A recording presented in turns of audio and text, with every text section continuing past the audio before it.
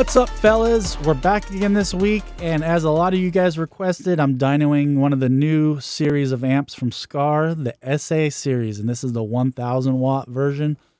And I'll put a link in the description if you want to check this out.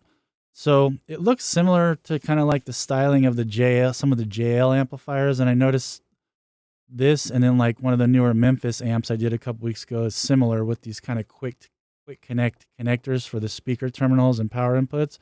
But they give you a metal bass knob. There's no LEDs on it. The connectors, and you got your Allen keys, screws for the mounting the amp, the bass cable. Really nice and clear instructions.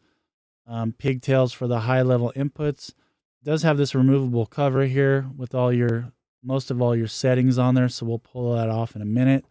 And on the front, it's just your normal RCA in, RCA out, power, ground, speaker, remote, bass cable input, and then your pigtail for your high-level inputs right there.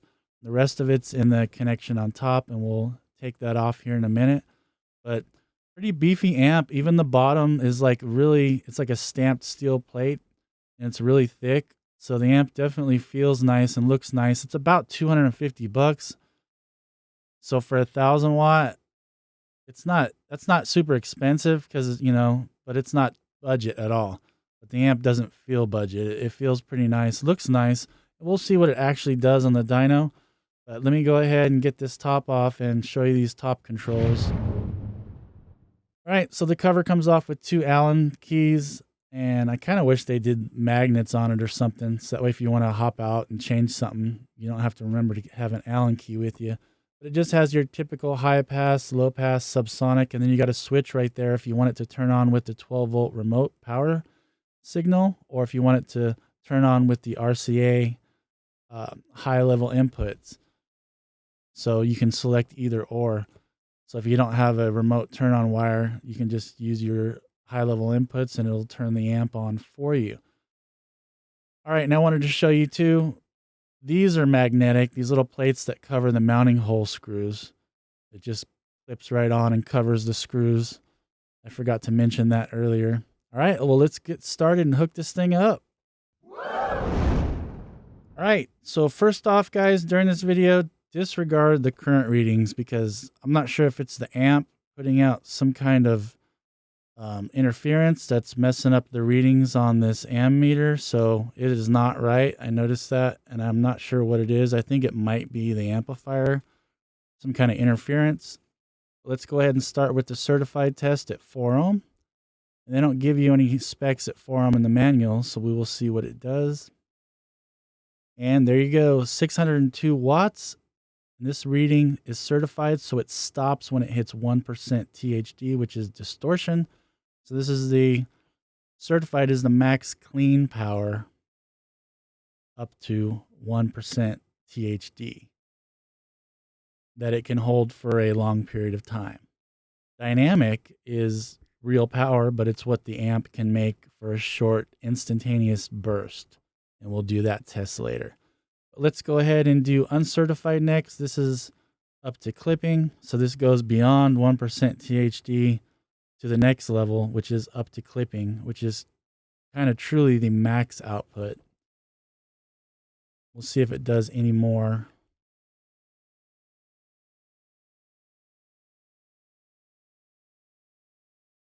So sticking right around that 600 mark. So far so good. 604 watts uncertified. So now we're going to do the dynamic, which measures the instantaneous short bursts of true power. It is true power. It's just what the amplifier can hit on a short burst, because what it's doing, it's using the energy stored in all the capacitors, and it's all hitting at once. The other tests, since they're a longer sine wave, it'll drain all that extra reserve power, and you're just running on the power supply is what they can do. So right about the same, 600 watts. Now let's move on to 2 ohms. So far so good. No issues with the amp going into protect or anything. So it's doing the dyno runs just fine. There we go. 912 watts at 2 ohm. We're sticking right around 14.4 volts. That's not too bad. So I'm sure it's going to do the 1,000 watts, obviously, because it's already at 912 at 2 ohms. So very good, very good. Like I said, a lot of guys were asking me to do one of these SA amps because they only came out a couple or a few months ago. So they're really new from Skar. So now we're going to do uncertified. We'll see if it does any more on this 2 ohm run.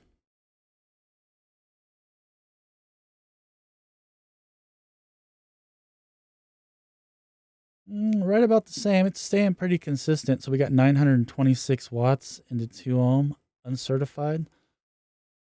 Now let's go ahead and do dynamic burst and see what it does. So it's basically almost hitting that 1,000 watts at 2 ohm.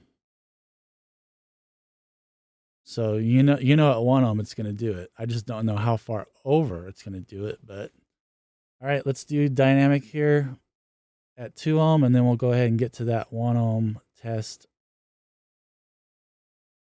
And if you guys get the time, man, check out my website, HiFiVector.com. I'd really appreciate it. Got a lot of cool car audio stuff on there, and even my own amplifiers now, bass knobs, amp fans. All right, hey, 949 watts dynamic. Really good at 2 ohms, since this is a 1,000 watt amp at 1 ohm, and it's already basically doing that. So I'm kind of curious what it's going to do here.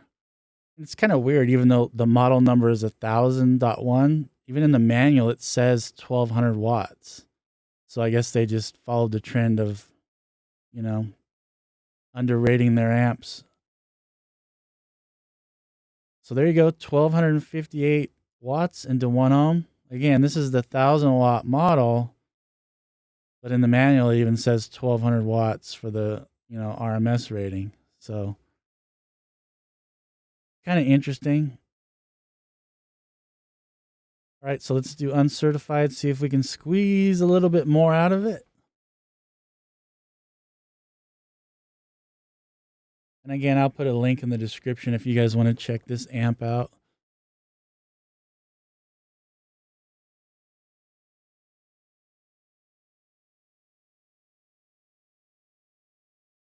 Can we get any more out of it? Staying right about the same. I mean, hey, it did what it said, both in what the manual specs say and what it says on the amp itself. So, all right, let's go ahead and do dynamic and see what it does. This amp's been staying pretty consistent between all the certified, uncertified, and dynamic. So I'm thinking dynamic's gonna be about the same as well. Yep, a little more. Got about 35, 40 watts more. So we hit 1,290 watts.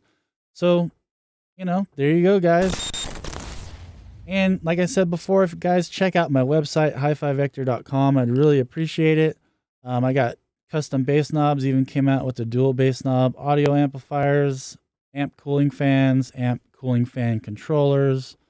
So a lot of cool stuff. I'm always coming out with stuff too all the time as soon as I can think of it.